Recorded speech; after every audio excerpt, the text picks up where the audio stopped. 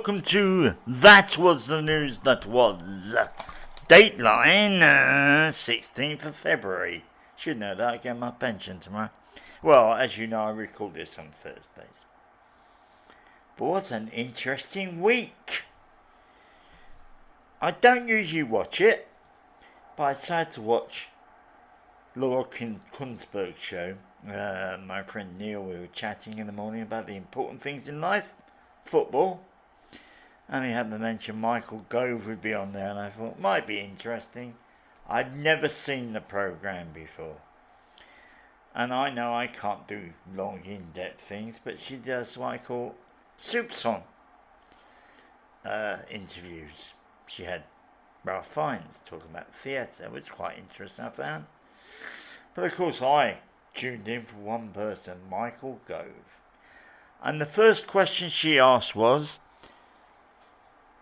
did he guarantee that by the next election, Section 21 evictions would be eradicated? And I swallowed my coffee for a minute. I thought, hold on a minute. Because I have had slight worries recently about my memory. And doing little stupid mistakes, which some people say anybody can make. I don't like making mistakes. And I remember last October, Michael Gove stood up and said, we're taking Section 21 out of the Rent Reform Act. As now we must make sure courts have to change first. Actually, it was in the interview with Matt Downey. We spoke about it. I remember it now. And my thing is that I don't want to ever get rid of Section 21. Because it takes the power out of that landlord's hands.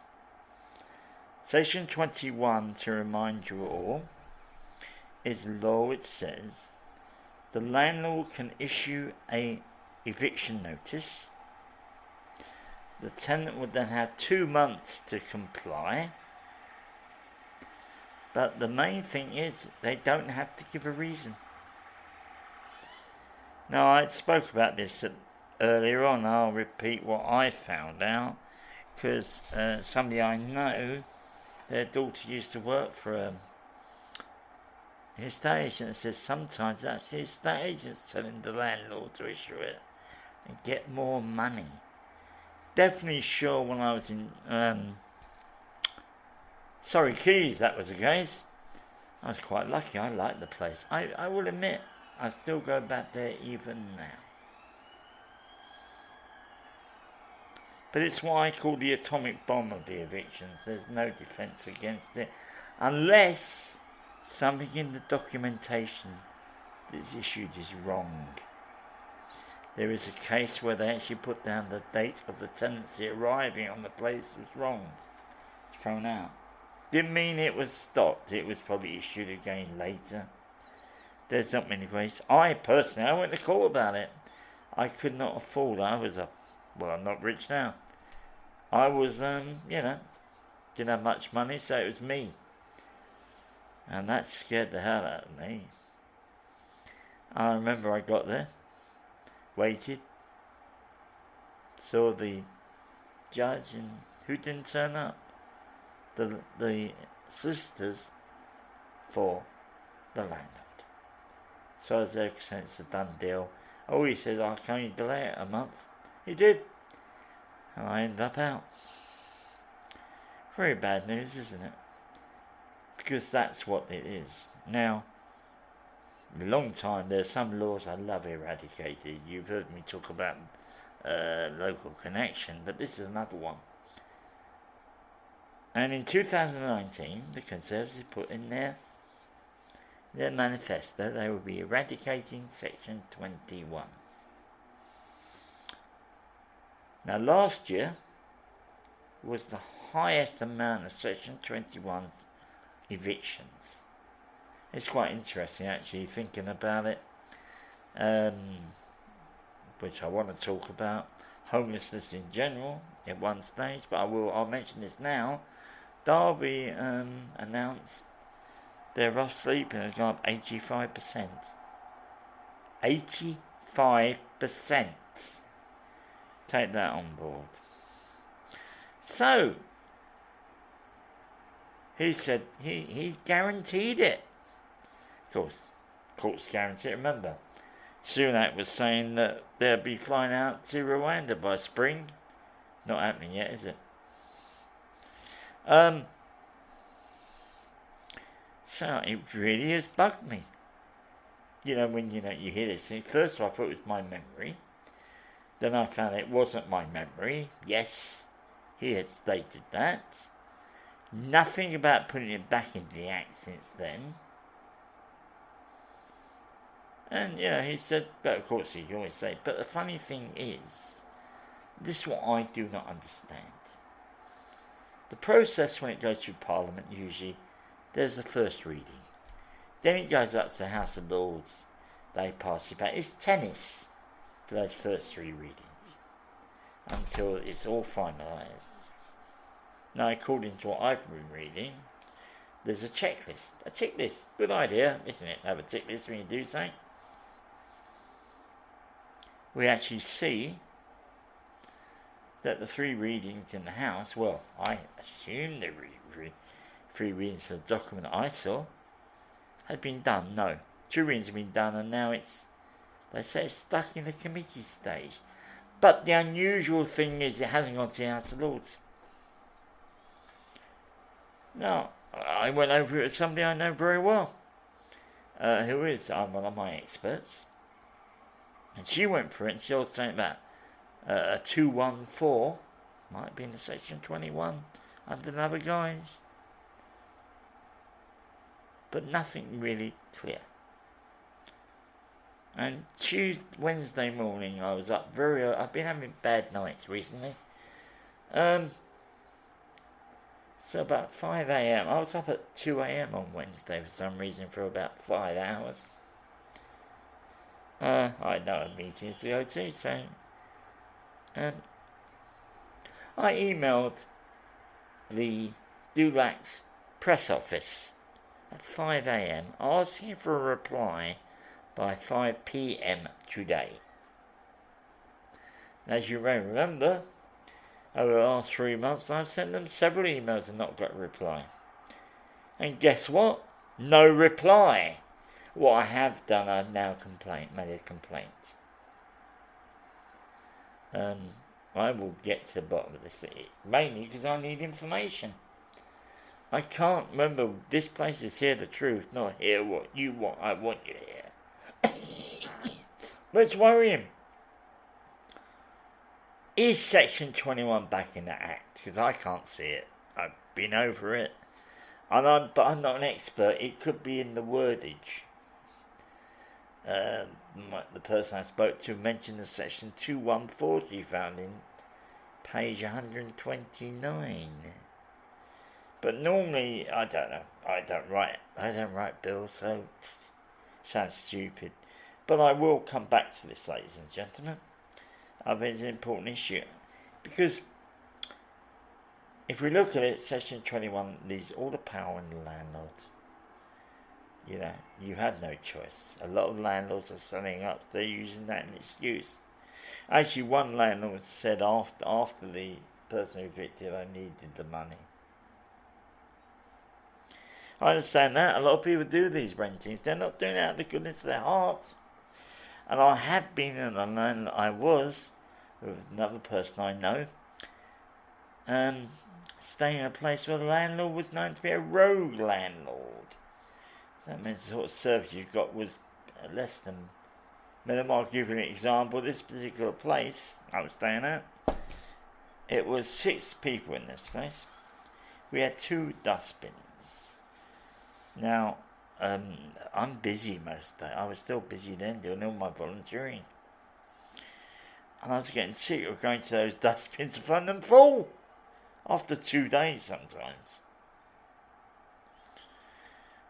So I did the usual thing. I contacted the council. I made a request for another dustbin.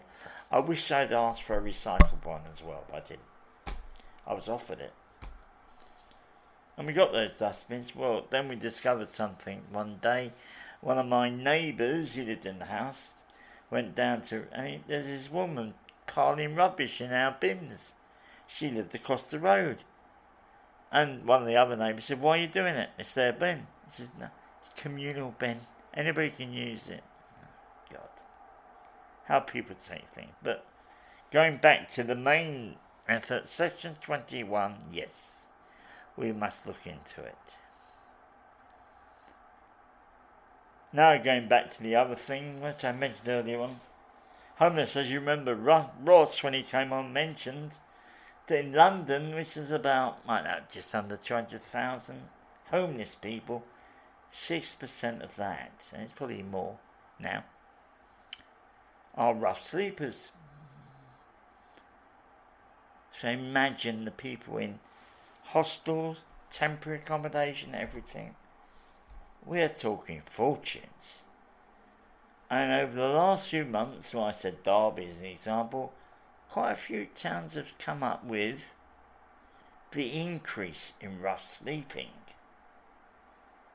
Now, I can assume, and I will make this assumption, that is due to section 21. A lot of land, look, what a problem. Because there's two types of evictions that I've discovered. I plan to do a little feature on this. There's section 8 and section 21. Section 8 takes 6 months. The landlord has to put a reason. The tenant can go against it. But normally you're talking about somebody who might not have a few bob, but a few more bob than most of his tenants. Like if I'm living in a social housing. I'm living in an old age complex. So really I the way it looks, I'm protected. But if I went to a private place, and I'm going to tell you now, the state of the places that are available in London are terrible. When I came out of the hospital, I was put into the temporary accommodation. I only went to see 2 places. Both of them would have been dangerous to me. One was on the first floor. I can't do stairs. When I went to that room, well, it looked like a shithole. Honestly, it was a shithole. The other one, I remember I got there, I walked past this place, and I couldn't see numbers. There were no numbers on the doors. It was on the main highway opposite the train station. And there was these people. I said, excuse me, do you know where 234 is? It's here. Oh, you're waiting for them? There were about 5 people. They get people. And I heard them talk about the viewings they've been to that week. So, it let in. Now, the step into the house was about 12 inches off the ground, which would be... I have a terrible problem with mobility at the moment. I can manage stairs, but it's going to take me ages going up and down stairs, and my balance is not what it used to be. And it's supposed to be a ground floor. All of a sudden, as you're walking on the floor, there's more stairs to go up and around, and then, how can I put it? It was a maneuverable problem, actually. I almost fell at one point. Something saved me, you know. And I got to this place. Yeah, the room was very nice. No windows. This is the ground floor, yeah. When I went out, I thought I'd think about it because I was desperate to get out of where I was. But as I went out, I then forgot about that step. I almost killed myself. Now, I'm not blaming, you know, people need places. There was somebody living there. I thought she came out of a room opposite the room I was offered. Well, there were about 6 people there. Surely, and there is a law for standards. I would have thought windows necessary. We need light. Also size, but where I was living in South London, when I got there, only one person had actually moved in. On the first floor, she had a nice size, she had probably the biggest room in the place. Well, I don't blame her. We were all offered a room on the ground floor, which I nicknamed the cupboard. And it was small. And the person who was in there told me that when he moved in, they had a double bed there. He had no room to move around. Now, there is a size, I think it's 72 square feet, if my memory serves me correctly. As I told you, I remember loads of things, and that figure is an interesting one. This room was definitely less than 72 feet. Actually, where a couple of the other guys on the ground floor, I don't think it was 72 square feet. It might have been, capacity-wise, but that room at the front, no. Landlords get away with everything. Another example I will tell you about that particular landlord. At one point they had a name, which we all did. We all signed a contract with this particular landlord. Yeah, great. Day after I moved in, I went out for the day. I still did, even then, do a bit of volunteering. When I got back, the woman who was in that room I told you about came and said the Channel 4 was here today. And they came with a counsellor who said she's going to get us out, that my landlord was a rogue landlord. And there's quite a few. There's always been this element of villainy among landlords. There was a time I remember, there was one company who was quite famous, Loot, if anybody remembers that paper. They had pages from this thing, but you had to go in and they charge you an exorbitant amount of money. And I'm talking, 40 years ago. Because one of my friends tried it. 40 quid or £50 a week for the length of the tenancy. So, well, that's a lot of money. Sometimes a couple of hundred, maybe, even like, just to get on their list. That's without having a place. They call it a registration fee. I wouldn't be surprised there's still people who do that. But going back to the homeless factor, we are seeing loads of people homeless.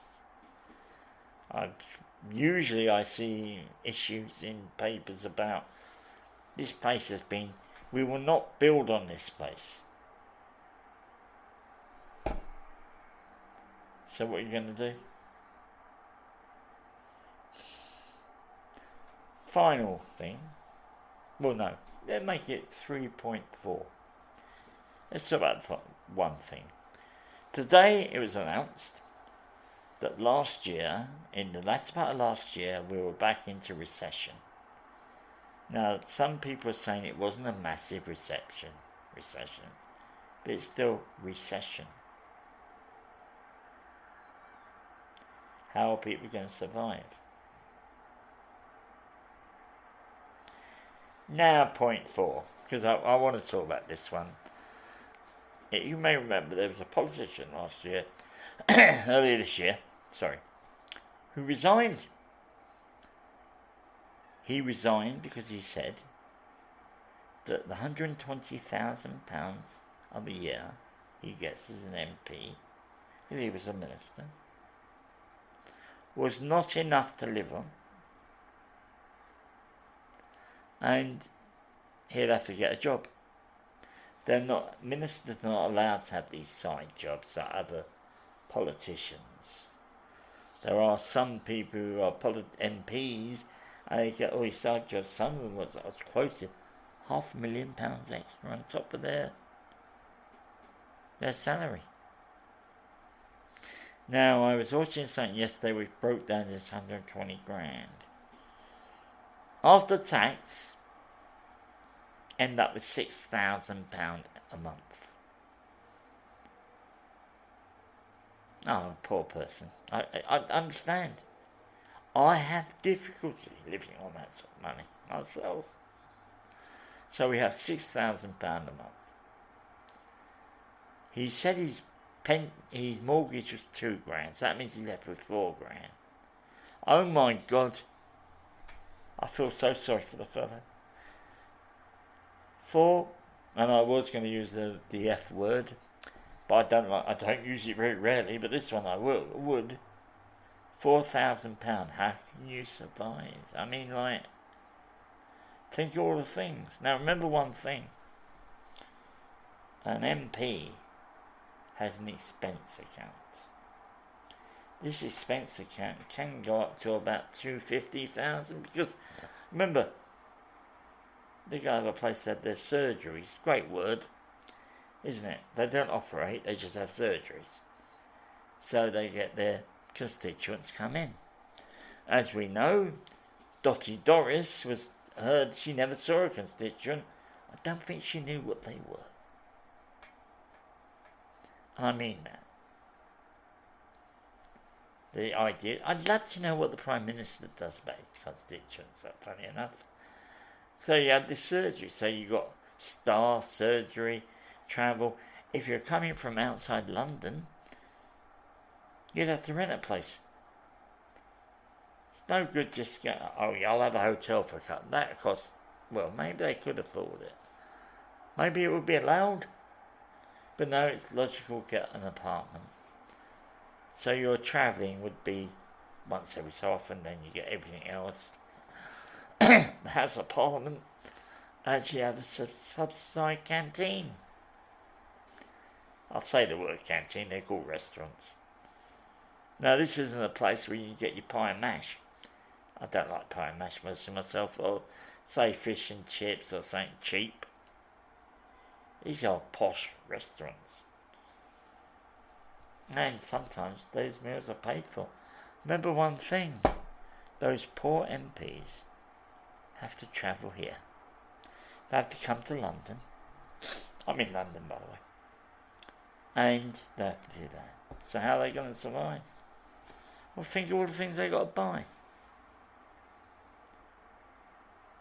I don't know, Remember, they've only got £4,000 left after that £2,000 for the mortgage. Well, I'm talking about that particular person. Funny thing, let's go to a normal working person, and the lowest is supposed to be about $1,400 a month, and they'll be getting less than that with their take home. They've got to survive. But these poor MPs are only getting 120 grand, or the basic MP wage at the moment is 85 grand. They're all talking next year, and nobody's mentioned it, of it going up to £93,000. And I'm sure all of you are now crying. Because how can you survive very well on your salary, whatever it is. But very few of you, one or two, might be earning the equivalent. But I'm sure you don't get all the perks an MP gets.